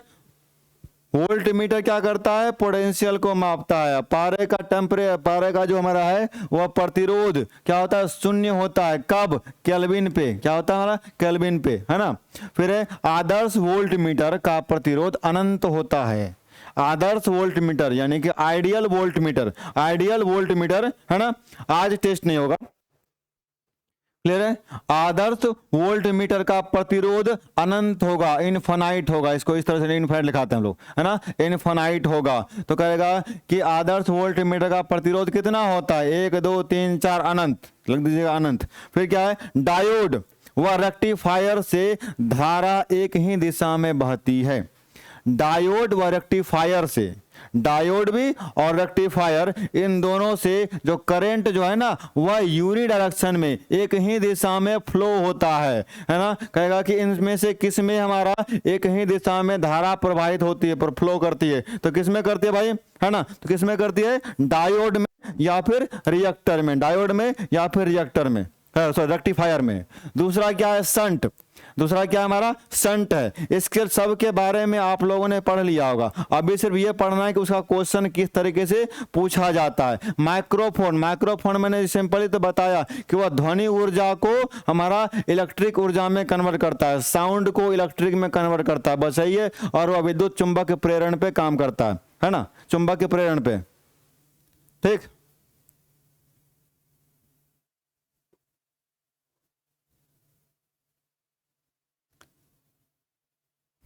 मैंने बता दो दिया माइक्रोफोन का। माइक्रोफोन सिंपल सा एक मशीन है जो साउंड एनर्जी को इलेक्ट्रिकल एनर्जी में कन्वर्ट करता है, खत्म, है ना, क्लियर हमारा। अगला आता है शंट का अस्थायी रूप, शंट का फिक्स्ड फॉर्म जो है, अस्थायी रूप से उपयोग एमीटर, क्या होता है हमारा, एमीटर। एमीटर क्या करती है, करंट को मापने का एक मशीन है। एमीटर क्या है हमारा, एमीटर में हम लोग करंट को मापते हैं, यानी कि धारा को मापते हैं, और धारा को मापते हैं किसमें? एम्पियर में। किसमें मापते हैं हम लोग? एम्पियर में। किसमें मापते हैं भाई? एम्पियर में। ए एम्पियर लिख दिए। और इधर जो था हमारा ये वोल्ट मीटर क्या क्या करता है? पोटेंशियल को मापता है। किसमें? विभव को मापता है ना, विभव को मापता है। तो पोटेंशियल है ना, किसमें? वोल्ट में। किसमें मापता है? तो वोल्ट में मापता है। ठीक, इसके बाद आगे हमारा आ गया कि एमीटर में किया जाता है किसका? शंट का उपयोग कम कंप्लीटली किस अस्थायी रूप से किसमें यूज करते हैं हम लोग? एमीटर में। तो शंट का यूज कहाँ होता है? एमीटर में। शंट का यूज कहाँ होता है? एमीटर में। एमीटर क्या है? करंट को मापने का एक मशीन है जिसको वह एम्पियर में मापता है। क्या करता है? एम्पियर में मापता है ना। क्लियर हो गई? यहां तक की बातें क्लियर है? अगर समझ में आया हो तो फटाफट एक बार लाइक कर दीजिए, यस सर यहां तक समझ में आ रहा हो, है ना। कहीं पर भी जरा सा मिस्टेक हो कि सर यहां प्रॉब्लम हो रहा है तो you can ask me. Question number next का, विद्युत धारा के चुंबकीय प्रभाव की खोज और स्टेट। ये तो भाई मैंने जस्ट पहले ही बताया था आपको, यहां लिख भी दिएगा, है ना। कि हमारा क्या है कि विद्युत धारा के चुंबक यानी कि करंट में मैग्नेटिक पावर होता है। करंट में मैग्नेटिक पावर होता है, यह किसने कहा? है ना, यह किसने कहा? यह किसने कहा भाई? तो ऑरस्टेड ने कहा। क्या किसने कहा? ऑरस्टेड ने, है ना। आप लोगों ने पढ़ा होगा 9th या 10th में। हमारा क्या होता है कि एक वायर को अगर यहां से यहां तक ले लें और ए और बी यहां पे दे दें और उसके नीचे में एक ठो छोटा सा निडल लगा दें, है ना। निडल लगा दे और उसमें करंट फ्लो कराएंगे तो करंट फ्लो करने के टाइम ये जो निडल है ना थोड़ा सा अपने जगह से ऐसे हिल जाएगा, ऐसे अपने जगह से हिल जाएगा, है ना। क्लियर है? अगर वो हिल जाएगा थोड़ा सा तो हमारा क्या होगा? इसका मतलब है कि ये मैग्नेटिक वाला का निडल है और वो उसमें करंट पास हुआ तो मैग्नेटिक इफेक्ट होता है। ये किसने कहा भाई? ऑरस्टेड ने कहा। ठीक है, चलिए अब आते हैं क्या? Western ammeter. वेस्टर्न एमीटर से केवल डीसी विद्युत धारा ही नापी जाती है और नॉर्मल एमीटर से एसी डीसी सब माप लेते हैं। एसीडीसी को दोनों को, ये वाला जो एमीटर था वो एसीडीसी दोनों के लिए, और वेस्टर्न एमीटर जो है वह सिर्फ डीसी धारा यानी कि डिस्ट धारा, है ना, सिर्फ डिस्ट धारा की यहाँ क्या होती है? हमारी मापी जाती है। फिर क्या है? वोल्ट मीटर से विद्युत परिपथ के किन्हीं दो बिंदुओं के बीच का विभवांतर, वही तो वही हो गया ना, बता ही दिया। विभव यहाँ था ना पोटेंशियल, उसी को पोटेंशियल डिफरेंस कहते हैं ना। दो पोटेंशियल के बीच का डिस्टेंस को अगर गैप निकालना हो, डिफरेंस निकालना हो तो पोटेंशियल डिफरेंस कर देंगे हम, है ना। उसके बाद अगर उसे हिंदी का विभवांतर कर देंगे, है ना। करंट में मैग्नेटिक पावर, हाँ जी, और स्टेट ने कहा। चलिए, तो वोल्ट मीटर से विद्युत परिपथ के किन्हीं दो बिंदुओं के बीच का विभवांतर वोल्ट में मापा जाता है। कौन मापता है? Volt meter. ये तो ऊपर लिख ही दिया। अगले पार्ट पे अगला क्या कर रहा है? आदर्श एमीटर का प्रतिरोध शून्य होना चाहिए। आदर्श एमीटर का प्रतिरोध कितना होना चाहिए? शून्य होना चाहिए। यानी अभी बीच में शून्य रहेगा तभी ना वो जरा सा उसमें करंट पास करेगा तो बताएगा हाँ भाई कुछ पास किया, है ना। अब खुदे हम, मेरे पास अगर ज्यादा पैसा होगा तो कोई अगर 1 रुपया जाके दान दे दिया भाई तो उसे कौन बड़ा काम कर दिया। हमारे पास खुद अगर बहुत सारा पैसा अगर होगा, कोई अगर लाखों लखपति करोड़पति बैठा हुआ हो, उसको 1 रुपया अगर आप दान दे दीजिए कुछ फर्क पड़ेगा? उसको नहीं पड़ेगा। वही अगर खुद जीरो पर है, उसको अगर 1 भी रुपया कोई देता है तो लगा हाँ सर मजा आ गया, कोई पैसा देगा गया हमको, है ना। तो यहाँ क्या है हमारा? वह जीरो पर होगा। नहीं जी, अभी एसएससी की तैयारी हम लोग नहीं कराते हैं, है ना। फिलहाल एसएससी की तैयारी नहीं कराते, लेकिन ये साइंस जहां भी आता होगा उन सब में हर एग्जाम के टॉपिक पे वाइज पे हम आपको पढ़ा रहे हैं और इसका क्वेश्चन भी कराएंगे। जितने एग्जाम में अभी तक पूछा जा चुका होगा इससे क्वेश्चन, उस सारे का क्वेश्चन मैं आपको कराऊंगा, है ना। सारे का क्वेश्चन विद कॉन्सेप्ट, कॉन्सेप्ट के साथ, सिर्फ क्वेश्चन का आंसर नहीं जानना है, कॉन्सेप्ट के साथ बताऊंगा, है ना। ठीक है, क्या कि यहाँ क्या बताएं? प्रतिरोध का शून्य कितना? आदर्श एमीटर का प्रतिरोध कितना होना? शून्य होना चाहिए। इलेक्ट्रॉन वोल्ट क्या है? इलेक्ट्रॉन वोल्ट, इसी को शॉर्ट में कहते हैं ईवी, स्मॉल ई कैपिटल भी, ऊर्जा का मात्रक है। किसका? ऊर्जा का मात्रक है। ऊर्जा का मात्रक कौन हो गया? इलेक्ट्रॉन वोल्ट हो गया। और 1 इलेक्ट्रॉन वोल्ट कितने जूल के बराबर? तो 1.6 इंटू 10⁻⁹ जूल, है ना। वीडियो रुक रहा है? क्या हो गया भाई?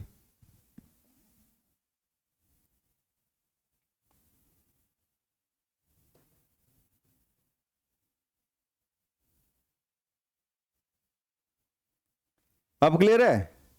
क्या वीडियो अब क्लियर है? अब वीडियो क्लियर हो गया? चलिए अब क्या हमारा कि 1 electron volt equal to 1.6 into 10⁻⁹ joule. Clear. अब अगला पार्ट क्या कर रहे हैं कि लेंज का नियम, लेंज लॉ, लेंज लॉ आप लोगों ने नाम सुना होगा, है ना। लेंज का नियम जो है ऊर्जा संरक्षण, ऊर्जा संरक्षण यानी कि energy conservation of energy, conservation of energy, ठीक है, कंजर्वेशन ऑफ एनर्जी के सिद्धांत पर आधारित है। एक चीज मैं आपको बता दूं कि जिस वर्ड के लाभ पहले लिख दिख जाए आपको संरक्षण, ऊर्जा संरक्षण, है ना, या फिर हमारा कोई भी अगर जिसमें कंजर्वेशन लगा हुआ हो, है ना, किसी में लगा हो बस कंजर्वेशन लग जाए हमारा, कंजर्वेशन लग जाए हमारा। वीडियो रुक रहा है? सही है सर, चलिए ठीक है, क्लियर है। हमारा क्या है, अगर उन संरक्षण वर्ड दिखेगा, ऊर्जा संरक्षण दिख रहा है यहाँ पे, तो जहां पर भी एनर्जी कंजर्वेशन, तो कंजर्वेशन जहां वर्ड दिखे तो समझ जाइए neither be created nor be destroyed, मतलब ना उसको हम क्रिएट कर सकते हैं, ना उत्पन्न कर सकते हैं, ना ही बर्बाद कर सकते हैं कि भाई तू खत्म हो जाओ, है ना। तो जहां भी कंजर्वेशन वर्ड होगा, जहां भी संरक्षण वर्ड होगा, उसको ना ही हम बना सकते हैं और ना ही हम खत्म कर सकते हैं, ना ही बना सकते हैं और ना ही खत्म कर सकते हैं। अभी ठीक है ना वीडियो? चलिए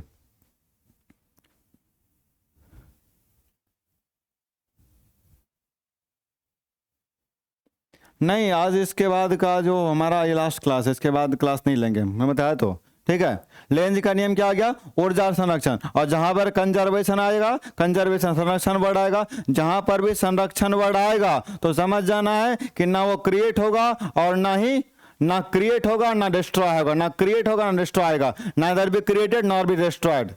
आपको जिस लैंग्वेज में, हिंदी में, इंग्लिश में समझ में आना, समझ दोनों समझा दिया आपको, जिसमें आप बेहतर हो उसको आप कंफर्टेबल कर लें। अगला पॉइंट, अगला क्या है कि लेंज का नियम के अनुसार किसी परिपथ में प्रेरित विद्युत धारा की दिशा सदैव ऐसी होती है कि वह वस्तु कारण का विरोध करती है जिससे वह स्वयं उत्पन्न होता है।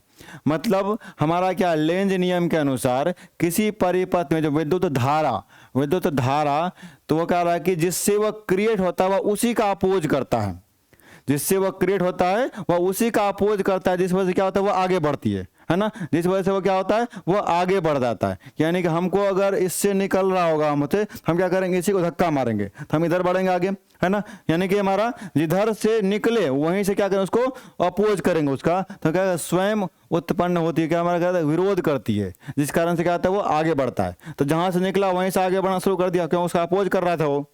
फिर कह रहा है वह स्वप्रेरण गुणांक का मात्रक हेनरी है। ये जो हमारा क्या है, स्वप्रेरण गुणांक, ये डायरेक्ट आंसर आपका। इसमें क्या है, बस ये लिखा रहेगा कि स्वप्रेरण गुणांक का ऐसा यूनिट क्या होता है भाई, तो हेनरी। क्या होता है हमारा, हेनरी। क्या होता है, हेनरी। स्वप्रेरण गुणांक का मात्रक क्या होता है, हेनरी होता है। फिर दूसरा क्या है, स्टोरेज बैटरी में शीशा इस्तेमाल क्या आता है, स्टोरेज बैटरी में किसका यूज होता है, हमारा लेड का यूज होता है, क्या शीशा यूज होता है। स्टोरेज बैटरी में किसका यूज करते हैं, लेड का यूज करते हैं, है ना। क्लियर है। क्लास लेंगे, आज नहीं लेंगे, आज की क्लास बंद रहेगी, है ना, आज की क्लास ऑफ रहेगी, ठीक। इसके बाद अगला क्या है, मोटर कार की बैटरी की वोल्टता सामान्यतः कितना होता है जी, 12 वोल्ट। मोटर कार यानी कि कार में जो बैटरी लगा रहता है, कार में लगी हुई बैटरी का जो हमारा क्या होता है, वोल्टेज होता है, वो कितना होता है, 12 वोल्ट का होता है। कितना का होता है, 12 वोल्ट का बैटरी लगा होता है। कितने वोल्ट का, 12 वोल्ट का होता है। हाँ जी राजू कुमार, सेल्फ इंडक्टेंस, उसी को बोलते हैं स्वप्रेरण, है ना। क्या होता है, 12 वोल्ट का होगा। मोटर कार का में जो बैटरी लगा होगा उसका वोल्टेज कितना होता है, 12 वोल्ट का होता है। दूसरा कैडमियम, क्या है, कैडमियम सेल मतलब बैटरी का सबसे छोटा पार्ट। जैसे एक सेल होता है ना, ये वाला ह्यूमन बॉडी का, हमारे बॉडी का जो एक पार्ट है वो किसका बना होता है, सेल का बना होता है ना। कमेंट सबका दिख रहा है भाई, सबका दिख रहा है ना, सबका कमेंट दिखता है, देख रहे हैं हम। यहाँ पढ़िए, पढ़ने में अभी बिजी हो जाइए। कैडमियम सेल का प्रमाणिक सेल, स्टैंडर्ड सेल का कैडमिक सेल को, है ना, कैडमियम सेल को प्रमाणिक सेल कहते हैं, कहते हैं इसको स्टैंडर्ड सेल, क्या कहते हैं, स्टैंडर्ड सेल कहते हैं। दूसरा क्या कह रहा है, विद्युत परिपथ यानी इलेक्ट्रिक सर्किट, इलेक्ट्रिक सर्किट में फ्यूज का कार्य परिपथ में लगे संयंत्रों की रक्षा करते हैं। घर में लगाया था ना फ्यूज, आप जहां पे स्विच लगाया था उसके बगल में फ्यूज लगा रहा था ना, है ना। पीडीएफ मिल जाएगा भाई, चिंता मत करें, है ना, पीडीएफ आपको मिल ही जाएगा, डोंट वरी। मैंने बताया था ना, don't fear because Vishal sir is here, so don't worry. चलिए, क्या हमारा विद्युत परिपथ में फ्यूज का कार्य परिपथ में लगे संयंत्रों यानी कि जो मशीन लगा होता है उस मशीन का, है ना, उस मशीन को हम क्या कर, हम बचाने के लिए क्या लगाते हैं, फ्यूज लगाते हैं। क्या लगाते हैं, फ्यूज लगाते हैं, है ना, फ्यूज लगाते हैं। और फ्यूज क्या होता है, छोटा सा पार्ट बना होता है इस तरह का, ठीक, ये होगा, इसमें यहाँ पे एक पतला सा ऐसे होगा और एकदम पतला सा यहाँ पे एक ऐसे वायर लगा रहता है, ठीक, कि जैसे ही करंट अप डाउन होगा ये क्या होगा, फ्यूज का ये वाला वायर, ये जो वायर है ये वायर क्या होगा, तुरंत जल जाएगा, और ये जल जाएगा, करंट रुक जाएगा, है ना। जैसे ही करंट रुका बाद बाकी सबके सब क्या होंगे, हमारा करंट ही खत्म हो गया। अगला पार्ट में आते हैं, अगले पार्ट में क्या हमारा, विद्युत तार बनाने के लिए तांबा उत्पन्न, तांबा जो है वह सबसे बेस्ट माना जाता है, यानी तांबे का यानी कि कॉपर वायर माना जाता है, क्योंकि इसमें स्वतंत्र इलेक्ट्रॉनों की अधिकता होती है, यानी कि इसमें फ्री इलेक्ट्रॉन ज्यादा होता है। इसमें क्या होता है, फ्री इलेक्ट्रॉन ज्यादा होता है, फ्री इलेक्ट्रॉन, और इलेक्ट्रॉन जिसमें ज्यादा फ्री होगा वह उतना ही करंट को ज्यादा फ्लो करवाएगा, वह उतना ही करंट को ज्यादा फ्लो करवाएगा, है ना।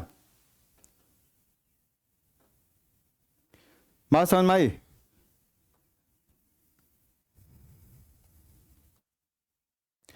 अजय सर क्लास क्यों नहीं ले रहे हैं, क्योंकि उसका कुछ पर्सनल काम से वो कहीं बाहर गए हुए हैं, वो आएंगे क्लास लेंगे, ठीक है।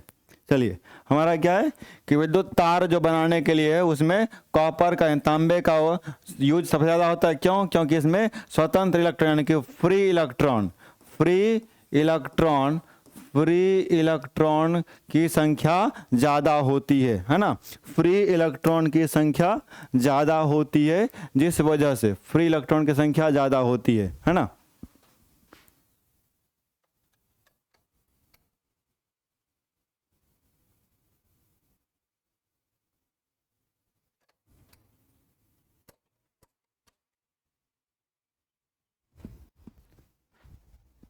ठीक है, ये हमारा क्या होगा, फिर क्या, अस्थाई चुंबक बनाने के लिए यानी कि टेम्पररी मैग्नेट बनाने के लिए, टेम्पररी, हाँ जी पिंकी यादव साहब का आपका कमेंट देख रहे हैं, सबका कमेंट देख रहे हैं, है ना, क्लियर है। हमारा क्या है, अस्थाई यानी कि टेम्पररी मैग्नेट बनाने के लिए मृदु लोहे का प्रयोग किया जाता है। किसका, मृदु लोहे का प्रयोग कहाँ करते हैं हम लोग, टेम्पररी मैग्नेट बनाने के लिए, हम लोग क्या करेंगे, मृदु लोहे का यूज करेंगे। दूसरा, माइक्रोफोन विद्युत चुंबक पर काम करता है, तो पहले बता ही दिए, है ना। फिर अगला पार्ट क्या हमारा, स्टील को चुंबकीय बनाने के लिए, स्टील को चुंबकीय बनाना कठिन है, क्योंकि उसकी धारण क्षमता जो होती है वह अधिक होती है। क्या होता है, धारण क्षमता अधिक होती है। स्टील को चुंबक हम क्यों नहीं बना सकते हैं, क्योंकि उसको धारण क्षमता अधिक होती है। दूसरा क्या है, क्यूरी तापमान, मैडम क्यूरी के नाम पर रखा हुआ है ना, क्यूरी तापमान पर चुंबक का चुंबकत्व कम होने लगता है। क्यूरी तापमान पर चुंबक का यानी मैग्नेट का मैग्नेटिक पावर जो है वो कम होने लगेगा। किस पे, क्यूरी तापमान पे मैग्नेट का मैग्नेटिक पावर जो होता है वह कम होने लगता है, हाँ?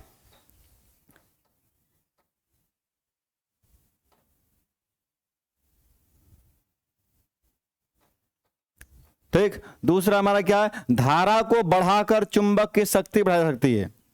बिल्कुल है भाई, अभी स्टार्टिंग में ही पढ़े, करंट का फ्लो बढ़ेगा तो इलेक्ट्रिक पावर बढ़ेगा। तो हमारा क्या है, धारा को बढ़ाकर चुंबक की शक्ति यानी कि चुंबक का जो पावर है उसको भी बढ़ा सकते हैं हम लोग। चुंबक का पावर बढ़ाएंगे कैसे, धारा को बढ़ा देंगे, है ना। फिर तीसरा क्या है, प्रेरक ऊर्जा, का संचय अपने चुंबक के क्षेत्र में किया जाता है।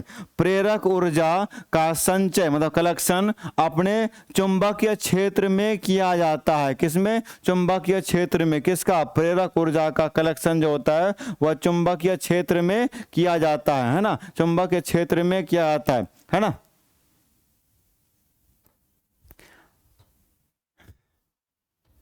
आगे आते हैं, ठीक, समझ गए पीरो मेहता जी, चिंता मत कीजिए, है ना, हमारे लिए सब बराबर है। गतिमान आवेश चुंबकीय क्षेत्र, गतिमान आवेश मतलब हमारा मोशन में होने वाला जो हमारा चार्ज होगा, जो चार्ज मोशन में होगी वह चुंबकीय क्षेत्र एवं विद्युत क्षेत्र दोनों में क्या आता है, यानी किसका? गतिमान आवेश चुंबकीय क्षेत्र एवं विद्युत क्षेत्र दोनों में इसका यूज होता है। दोनों में इसका क्या होता है? यूज होता है। क्या होता है? यूज होगा। ठीक, दूसरा क्या कर रहा है? बिजली की घंटी में ये जो इलेक्ट्रिक बेल होता है ना, इलेक्ट्रिक बेल होता है, क्लियर है, इलेक्ट्रिक बेल का कर रहा है कि विद्युत धारा के चुंबकीय प्रभाव का उपयोग किया जाता है। इलेक्ट्रिक बेल में भी चुंबक का यूज किया जाता है। किसका? है ना,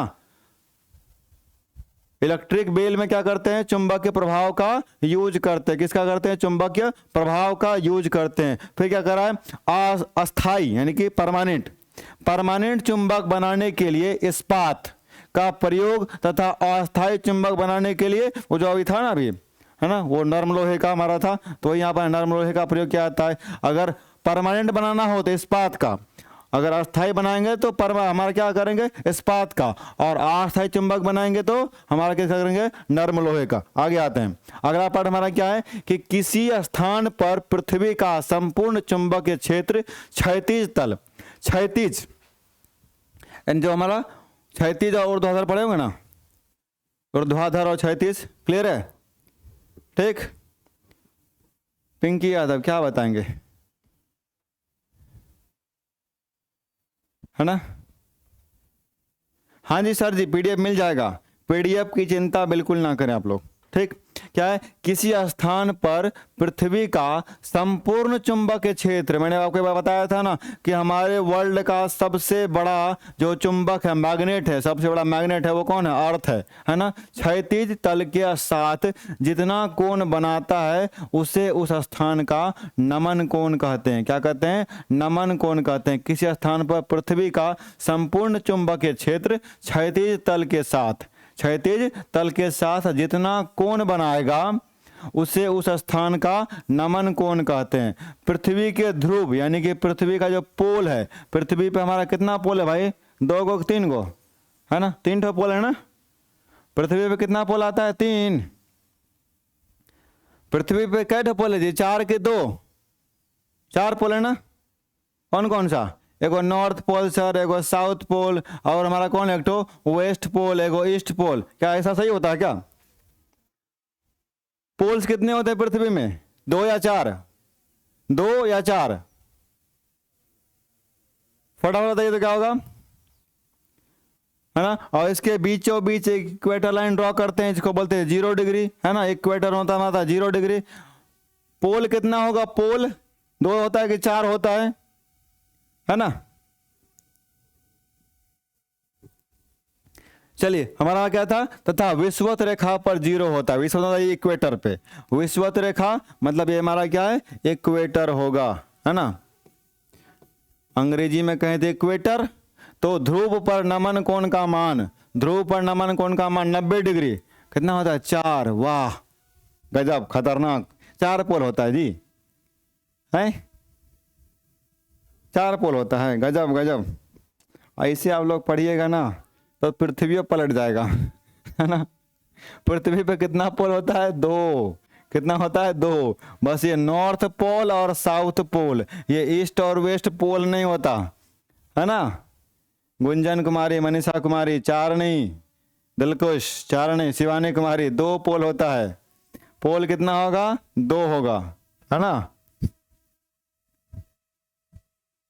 4 होते हैं सर जी। नाजिया, क्या हमारा हो गया? दो पोल, कितना हो गया, दो पोल, नॉर्थ पोल और साउथ पोल। तो इक्वेटर पे कितना होगा 0 डिग्री पर, और ध्रुव पर कितना नमन कोण हो जाएगा हमारा 90 डिग्री, यानी पोल पे कितना हो जाएगा 90 डिग्री, ध्रुव पर कितना होगा 90 डिग्री, है ना। क्या होगा, दो पोल होते हैं, दो पोल, चार नहीं होते हैं, है ना। ठीक,